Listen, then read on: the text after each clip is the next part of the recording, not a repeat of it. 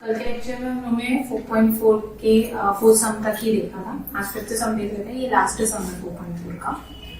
Purchased number of shares 200, face value दिया हुआ है 50, प्रीमियम दिया हुआ है 100, डिविडेंड 50% है। आफ्टर डिविडेंड जो ये मिस्टर डिसूजा है उसने शेयर सोल्ड कर दिए, 100 शेयर सोल्ड किया है डिस्काउंट में, और बाकी जो 100 शेयर वो 75 के प्रीमियम पे सोल्ड कर दिया। For each trade paid a brokerage of ₹20 and gain of loss. अभी जो पूरा सम है ना थोड़ा कंफ्यूजिंग है, तो पहले मैं आपको बता दूंगी इसने क्या क्या किया है। सबसे पहले क्या किया, परचेस कितने किए, 200 शेयर्स। ये मैं पहले शॉर्ट में लिख रही हूँ, सब में बाद में करने वाले हैं। और कितने में परचेस किए, फेस वैल्यू प्लस प्रीमियम, तो 50 प्लस 100, तो इसने टोटल परचेस कर दिया 200 into 150। तो ये पहला काम किया उसने, शेयर्स परचेस कर दिए। तो उसके बाद क्या हुआ, उसको डिविडेंड मिला। डिविडेंड अब 200 शेयर्स पे मिला, और डिविडेंड हम किस पे निकालते हैं हमेशा, फेस वैल्यू पे। तो 200 शेयर्स इनटू फेस वैल्यू कितना है उसका, 50 इनटू रेट ऑफ डिविडेंड। तो सेकंड स्टेप हम करेंगे डिविडेंड निकालने का। उसके बाद थर्ड क्या किया, इसने सोल्ड कर दिया। कितना सोल्ड किया, सोल्ड 100 शेयर्स। तो 100 शेयर्स सेलिंग प्राइस कितना है उसका, डिस्काउंट पे सोल्ड किया ना, तो फेस वैल्यू में से क्या करते हैं, डिस्काउंट माइनस कर देते हैं। तो ये हो जाएगा आपका 100 इनटू 40। बाकी के जो शेयर्स सोल्ड, रिमेनिंग 100 शेयर्स, वो भी सोल्ड किया हुआ उसने। और हर इस पे है ना, इसने ट्रेड पे ब्रोकरेज पे किया, मतलब जब शेयर सोल्ड किया था तो इसको कितना मिला, 4000, तो 20 रुपीज ब्रोकरेज माइनस कर देंगे। अब ये जो रिमेनिंग 100 शेयर्स है वो कितने में सोल्ड किया, प्रीमियम, मतलब 50 प्लस 75, तो ये हो जाएगा 100 इनटू 120। यहाँ पर इसने प्रीमियम पे किया 20 रुपीज का, यहाँ पर प्रीमियम पे किया 20 रुपीज का। अब फाइनली आपको पूछा क्या है कि उसको नेट गेन या लॉस कितना है। अब वो कैसे निकालते हैं, इतना पैसा उसने खर्च किया, परचेस किया मतलब पैसा खर्चा, ये भी उसको मिला, ये भी उसको मिला, ये भी उसको मिला, जैसे शेयर्स बेचे ना, तो ये इसको मिला, ये इसको मिला और डिविडेंड मिला।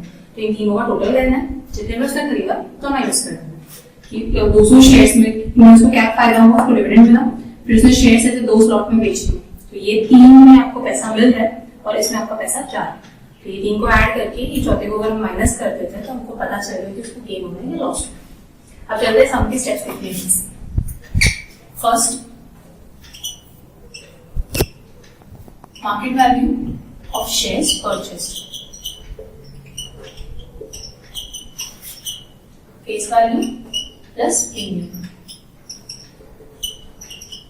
फेस वैल्यू था 50, प्रीमियम था 100, मार्केट वैल्यू कितना आ गया, 150 रुपीज। तो हम क्या निकालेंगे, मार्केट वैल्यू ऑफ 200 शेयर्स। ये तो 1 शेयर का है, market value of 200 share equals to 200 shares into market value of each share. Each share यानी 1 शेयर का मार्केट वैल्यू कितना है, तो ये हो जाएगा आपका 200 into 150, this is equals to 30, तो 30,000। तो 30,000 रुपीज उसने पे किए 200 शेयर्स खरीदने के। तो ये डाल देते हैं हम लोग, नहीं इसको नंबरिंग नहीं डालते हैं, उसके बाद से नंबरिंग डालते हैं। उसके बाद सेकंड क्या फाइंड करेंगे, डिविडेंड। अमाउंट ऑफ डिविडेंड हम किसमें निकालते हैं, फेस वैल्यू। तो फेस वैल्यू, अब ये तो सिर्फ 1 शेयर की फेस वैल्यू आएगी और हमको डिविडेंड कितने पे निकालना है, 200 शेयर्स पे। तो हम यहाँ पर क्या करेंगे, इनटू नंबर ऑफ शेयर्स। इससे पहले हम जब डिविडेंड निकालते थे तो सिर्फ फेस वैल्यू के साथ ही मल्टीप्लाई करते थे, क्योंकि हमारे पास एक ही शेयर रहता था, या फिर हमको क्या निकालना रहता था, रेट ऑफ रिटर्न। तो उसमें आपको नंबर ऑफ शेयर्स लेने की जरूरत नहीं है। यहाँ पर आपको amount of dividend, face value into number of shares into rate of dividend upon 100। तो फेस वैल्यू है 50, नंबर ऑफ शेयर्स है 200, रेट ऑफ डिविडेंड होता है 50%। ये हो जाएगा आपका 0,000 पर 50 into 100, 5,000। इसको डिविडेंड में कितना मिला, 5,000 रुपीज। अब इसके बाद चलेंगे जब वो सेल करना शुरू करेंगे, तो नंबर ऑफ शेयर्स सोल्ड थे, अमाउंट ऑफ डिविडेंड कितना निकाला हुआ था, 5,000। तो इसको हम डाल देते हैं नंबर 1। इससे पहले हम लोगों ने क्या निकाला था, परचेस प्राइस। तो मैंने यहाँ पर लिख के रखा है क्योंकि मैंने रफ कर दिया, तो मुझे परचेस प्राइस चाहिए रहेगी और डिविडेंड निकाल के रखा। अब इसके बाद निकालना है नंबर ऑफ शेयर्स जो सोल्ड किया है उसका सेलिंग प्राइस। तो सेल प्राइस ऑफ या market price of first 100 shares, जो पहले 100 शेयर्स बेचे हैं उसका हो जाएगा फेस वैल्यू, वो कितने में बेचा हुआ है डिस्काउंट पे, तो फेस वैल्यू माइनस डिस्काउंट। आपको मैंने फर्स्ट लेक्चर में ही बताया था कि अगर हमको मार्केट वैल्यू डिस्काउंट पे है तो फेस वैल्यू से उतना डिस्काउंट माइनस कर दें। तो आपका फेस वैल्यू है 50, डिस्काउंट है 10, मतलब मार्केट वैल्यू कितना आ जाएगा 40। तो sale price of 100 shares equals to number of shares into market value. Number of shares है 100, 40 रुपए पे बेचा आपने तो 40 रुपए मिलने चाहिए, लेकिन यहाँ पे हमने क्या कर दिया है, हर ट्रेड पे अपने ब्रोकरेज पे किया, मतलब हर एक ट्रांजैक्शन सेल करते टाइम 2 ट्रांजैक्शन हुए, दोनों पे अपने 20 रुपया ब्रोकरेज पे किया। तो net price, net selling price equals to sell price minus brokerage. या फिर इसको हम क्या लिखते हैं, amount received, net amount received sell price में selling price, selling price of 100 shares minus brokerage. कल भी देखा था हमने कि सेल प्राइस से ब्रोकरेज माइनस करते हैं 4000, और यहाँ पे परसेंटेज कुछ दिया नहीं है, सीधे सीधे हम लोग अमाउंट निकाल के दिया कि 20 रुपीज है पर ट्रांजैक्शन, तो 4000 में से सीधा 20 रुपीज माइनस कर देंगे, तो यहाँ पे आ जाएगा आपका 3980। इसको डालेंगे आप नंबर 2। अब थर्ड क्या निकालेंगे, सेम यहाँ से वापस चालू करेंगे, मार्केट वैल्यू जो सेकेंड 100 शेयर्स का, जो बचे हुए 100 शेयर्स है उसका, तो यहाँ पे मेरे पास वापस जगह कम पड़ गई है, तो हम ये वाला भी अमाउंट यहाँ पे लिख लेते हैं, ये आ गया ₹3980। तो हमें अब तक 3 चीजें मिल चुकी हैं। परचेज प्राइस मिला 30,000, डिविडेंड मिला 5,000, और हमने जो फर्स्ट 100 शेयर्स बेचे हैं उसका प्राइस कितना है 3980। लास्ट पार्ट पे आता है मार्केट वैल्यू ऑफ रिमेनिंग, जो बचे हुए 100 शेयर्स है ना, रिमेनिंग 100 शेयर्स, उसका भी सेम फेस वैल्यू, लेकिन यहाँ पर क्या है आपके पास प्रीमियम, तो ये हो जाएगा प्रीमियम। फेस वैल्यू तो 50 है, प्रीमियम है आपका 75, तो यहाँ पर आ जाएगा ₹125। तो सेल प्राइस ऑफ, यहाँ पे सब हार्ड रेट की जगह पर क्या लिखना है, रिमेनिंग 100 रुपीज,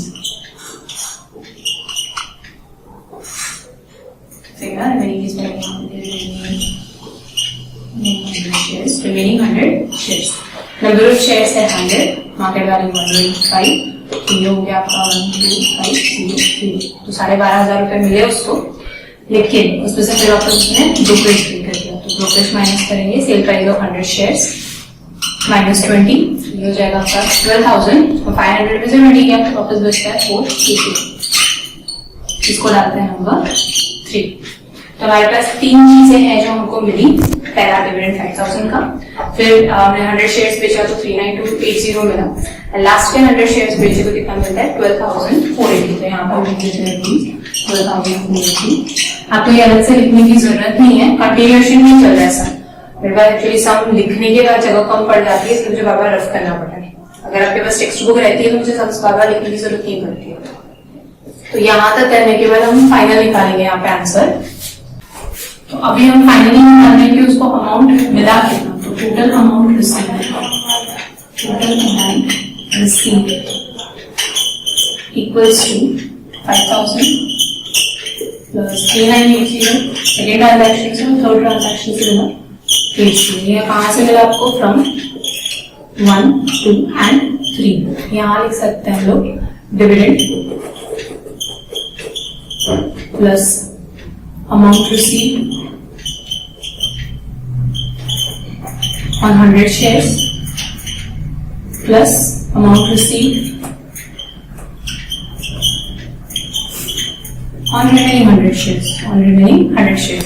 Formula नहीं भी खुद भी चलेगा। Aggregate total amount received 5,380, 12,480. अभी कहाँ से मिल रहा है, वो जो नंबरिंग दिया था हम लोगों ने from 1 to 3 in front. अब इसका टोटल करते हैं, 12,480, 3,980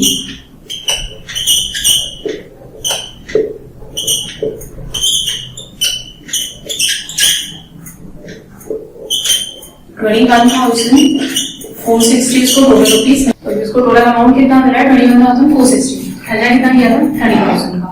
तो अभी 30,000 खर्चा करने के बाद उसको सिर्फ 21,460 ही मिल रहे हैं, मतलब लॉस लो। तो यहाँ पे लिखेंगे loss equals to amount invested, यहाँ पे लिख सकते हो purchase price of 200 shares minus total amount received.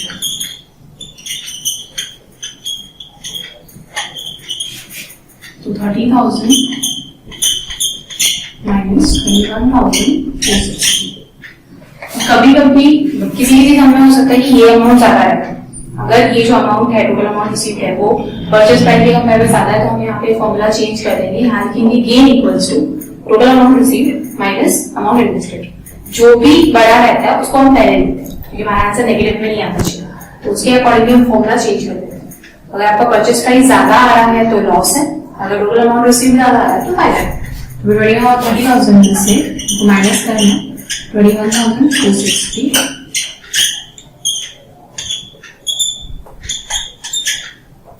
Loss हो गया ₹8,000। फाइनल आंसर लिखना है मिस्टर डिसूजा, जो आपको सब में नाम दिया हुआ है मिस्टर डिसूजा, नहीं फाइनल आंसर ऐसे नेट लॉस इक्वल्स टू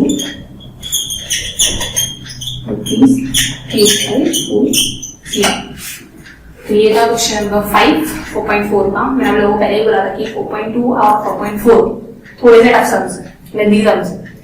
अब हम स्टार्ट करते हैं फाइनली 4.2 एक बार वापस रिवाइज कर लेते हैं। हम लोगों ने जीएसटी किया हुआ था, एसजीएसटी किया था, सीजीएसटी किया था, उसके ही आगे का एक्सटेंडेड पार्ट है। अब प्रैक्टिस सेट 4.2 स्टार्ट करने से पहले ऑब्वियसली कुछ चीजें जाननी पड़ेगी आपको, क्योंकि हर प्रैक्टिस सेट के पहले कुछ न कुछ अलग होते जा रहे हैं। तो प्रैक्टिस सेट 4.2 में क्या है, एक तो 4.1 में जो हमने किया था, 4.1 में हमने क्या लिखा था कि जीएसटी है, दो पार्ट में डिवाइडेड है, सीजीएसटी और एसजीएसटी। तो यहाँ तक तो आपको याद आएगा कि जीएसटी को कैलकुलेट कैसे करें। अब जीएसटी में ना फिर से दो पार्ट है। जब आप परचेस करते हो, सपोज अगर मैंने कोई सामान परचेस किया 100 रुपीज का, ये मैंने क्या किया परचेस करते टाइम मुझे ऑब्वियसली जीएसटी पे करना ही पड़ा होगा। जब मैंने खरीदा तो 100 रुपीज का सामान मुझे कितने में पड़ा होगा 110। तो यहाँ पर मेरा दो पार्ट हो गया, 100 रुपीज तो है परचेस प्राइस और 10 रुपीज है मेरा जीएसटी। अब ये 100 रुपीज का जो सामान है मैंने एज अ शॉपकीपर खरीदा था, अब 100 का सामान मैं वापस सेल कर रही हूँ। मैंने यहाँ 100 का सामान बेच दिया 200 रुपए में, अब प्रॉफिट डायरेक्ट किया, कुछ और उसमें एडिशन किया और सेल कर दिया। तो सेल करते टाइम मैंने 200 रुपए के ऊपर जीएसटी सामने वाले से चार्ज किया। जब मैंने बेचा तो अगर मैं 10% सोचती हूँ तो मुझे सामने वाला कितना चलेगा 220 रुपए। अब इसमें से 200 रुपए तो मेरा सेलिंग प्राइस था और 20 रुपए मेरा जीएसटी। तो अभी गवर्नमेंट के पास नॉर्मल तरीके से देखिए तो गवर्नमेंट के पास कितना जीएसटी है, एक तो जब मैंने परचेस किया था 10 रुपीज, एक जब मैंने वापस सेल किया तब 10 रुपीज। तो मेरा सामान तो एक ही था, लेकिन गवर्नमेंट के पास टोटल जीएसटी कितना चला गया 30 रुपीज।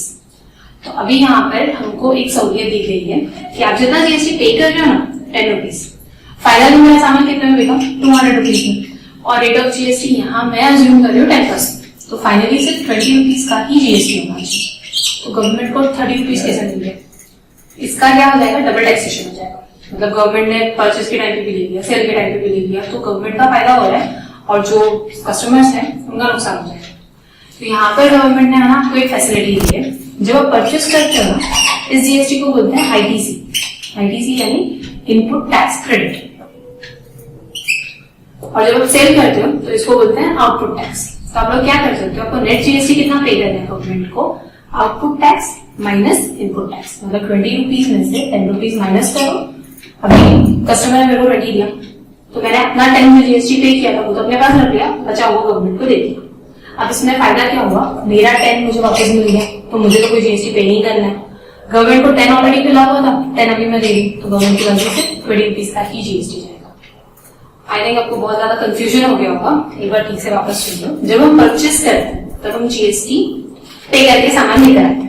अब अगर मैं फाइनल कस्टमर होती तो ठीक है कि उतना मुझे कस्टमर को जीएसटी पे करना है। सबसे पहली चीज आपके दिमाग में होनी चाहिए, जीएसटी जो है वो फाइनली सिर्फ कस्टमर को ही पे करनी है, जो वापस रीसेल करना है वो जीएसटी नहीं पे करते। तो तो जब मैंने खरीदा 10 रुपए जीएसटी पे किया, जब मैंने बेचा तो 20 रुपीज वापस जीएसटी ले लिया। तो अभी गवर्नमेंट को 10 रुपीज में ऑलरेडी दे चुकी हूँ।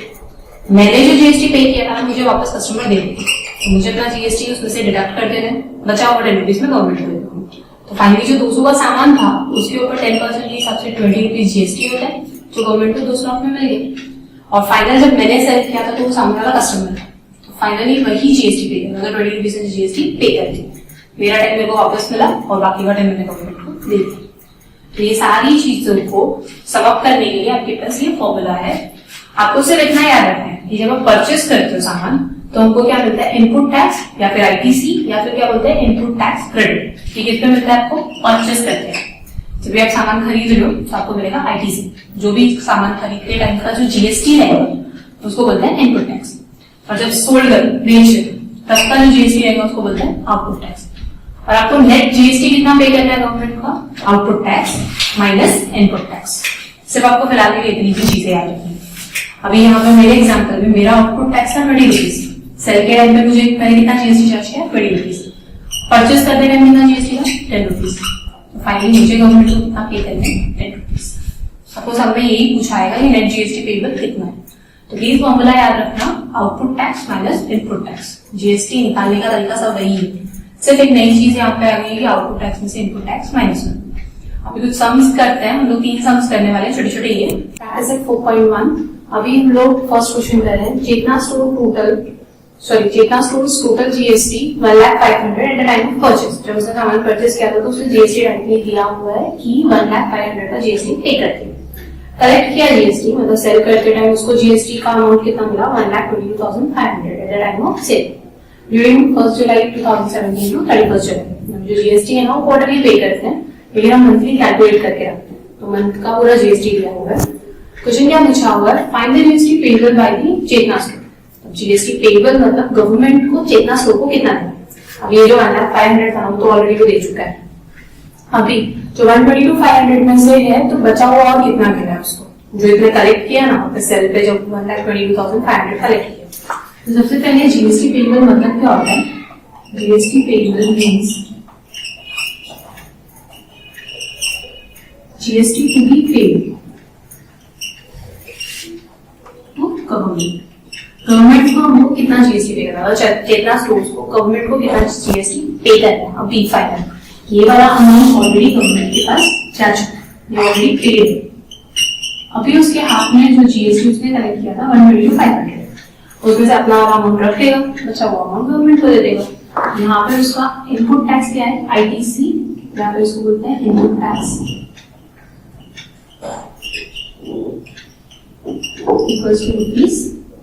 जो परचेस पे था ना वो उसका इनपुट टैक्स है, और आउटपुट टैक्स क्या है, GST on cell. GST collected या जीएसटी ऑन सेल्स को हम लोग आउटपुट बोलते हैं, वो है रुपीज 1,22,500। अभी मैंने आपको फॉर्मूला लिखा था, GST payable equals to output tax minus input tax. GST payable equals to output tax minus input tax. ITC को इनपुट टैक्स ही बोलते हैं, इनपुट टैक्स क्रेडिट भी बोलता है, इनपुट टैक्स भी बोलता है। यहाँ पर है 1,20,500 minus 1,500 that is ₹22,500। Final answer क्या है, GST payable by Chetna store equals to ₹22,000। Answer GST payable by Chetna store equals to ₹22,000। Easy sum था ये, तो सीधे सीधे चीजें दिए फिर माइनस करके लिखना। अब आते हैं नेक्स्ट एग्जाम्पल। जैसे जैसे सम पढ़ेगा पर लेवल भी बढ़ते जाएगा, टफ होगा। Nazma is the proprietor of a firm registered under the GST. She had paid GST 12,500. Paid मतलब purchase, ITC, pay कर दी on purchase and collected 14,750 on the sale. मतलब ये क्या हो गया, output. What is the amount of item? ये ITC क्या होता है, जो इनपुट टैक्स होता है ITC होता है। And what is the amount of GST payable? Same ऐसे ही रहेगा। यहाँ पर हमको क्या दिया हुआ है, given input tax ये ब्रैकेट में मैं फिर नहीं लिख रही हूँ कि इनपुट टैक्स आपको याद है कि किस पे है, आपको एग्जाम के टाइम पे या टेस्ट के टाइम पे लिखना ही है ना। इनपुट टैक्स यानी टैक्स ऑन या फिर जीएसटी ऑन परचेज। बाबा लिखते जाएंगे ना, आपको याद हो जाएगा कि जीएसटी जो परचेज करता है उसको इनपुट टैक्स बोलते हैं। आउटपुट टैक्स, आउटपुट टैक्स किस पे होता है? GST on cell.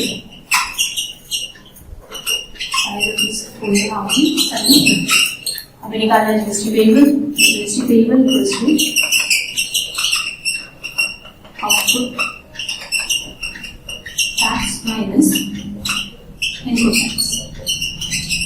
Output tax था आपका 14,750 माइनस इनपुट था 12,500।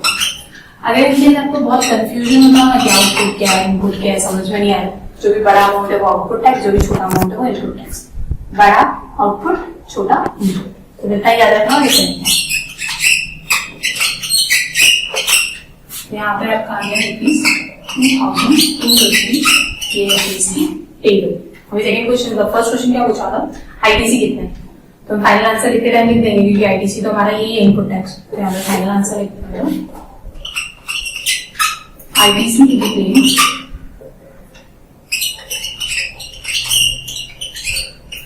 क्लेम मतलब कितना अमाउंट माइनस कर सकते हो, आईटीसी कितना था? 12,500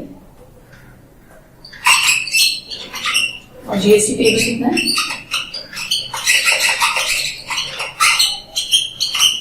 3,250। ये हो गया आपका क्वेश्चन नंबर 2। अब आज के लेक्चर का लास्ट सम कर रहे हैं क्वेश्चन नंबर 3। नेक्स्ट जो वीडियो रहेगा ना उसमें आपको जो टैक्स इनवॉइस है बिल वो बनाना भी है। तो 4.2 में टोटल 7 सम है, हम लोग आज 3 सम खत्म करेंगे, थर्ड सम कराते। अब 4.2 का थर्ड सम है, Aamir enterprises purchase chocolate sauce bottle and paid GST of 3,800। उसके बाद क्या किया? He sold those bottles to Akbari brothers and collected GST of 4,100।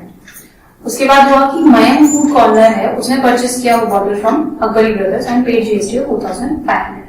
हमको फाइंड क्या करना है? GST payable at every stage of trading और उसके बाद सीजीएसटी और एसजीएसटी। अब पूरे हमको है ना पहले हम सिंप्लीफाई करके देख लेते हैं।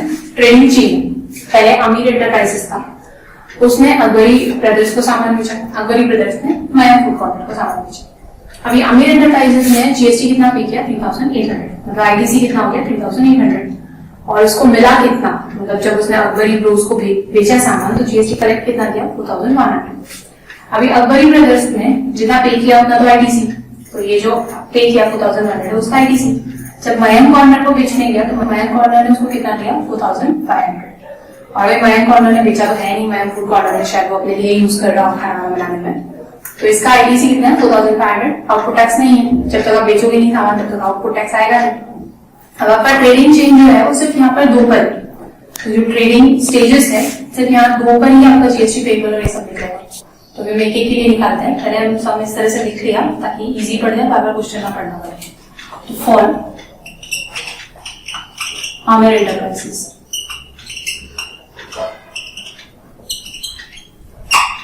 आईटीसी,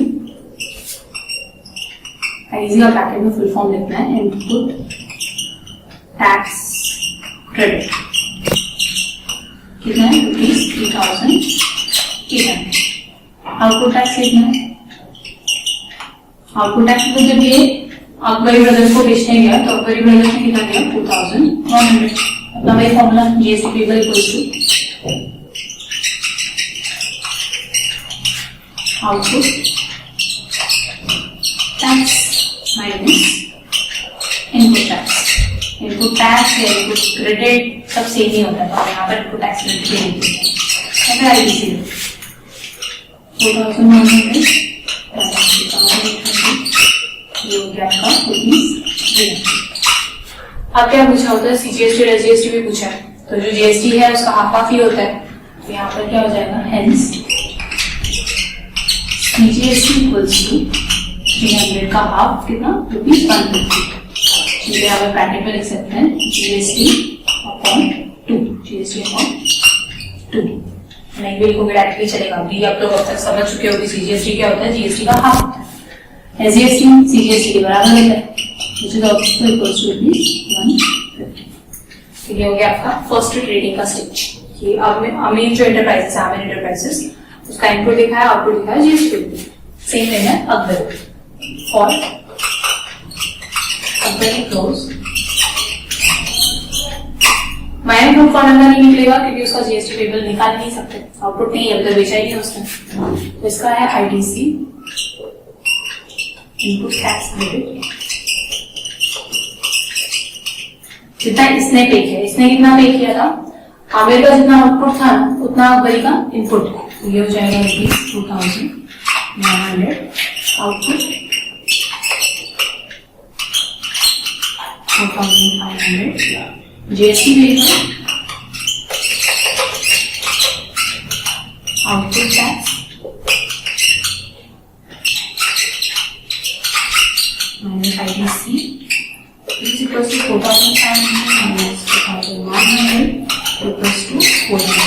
अब इसका भी सीजीएसटी और एसजीएसटी भी बोला हुआ है, आधा करना है, hence CGST table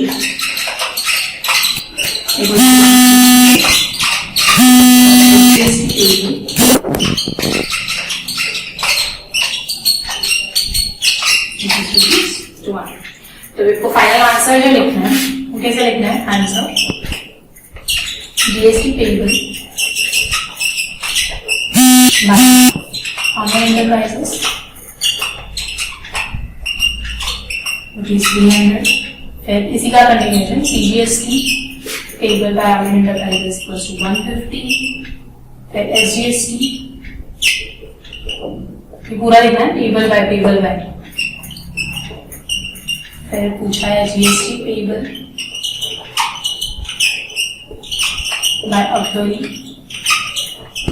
group brothers 400, CGST payable by Akbari brothers equals to 200 और एसजीएसटी इक्वल्स टू ₹200।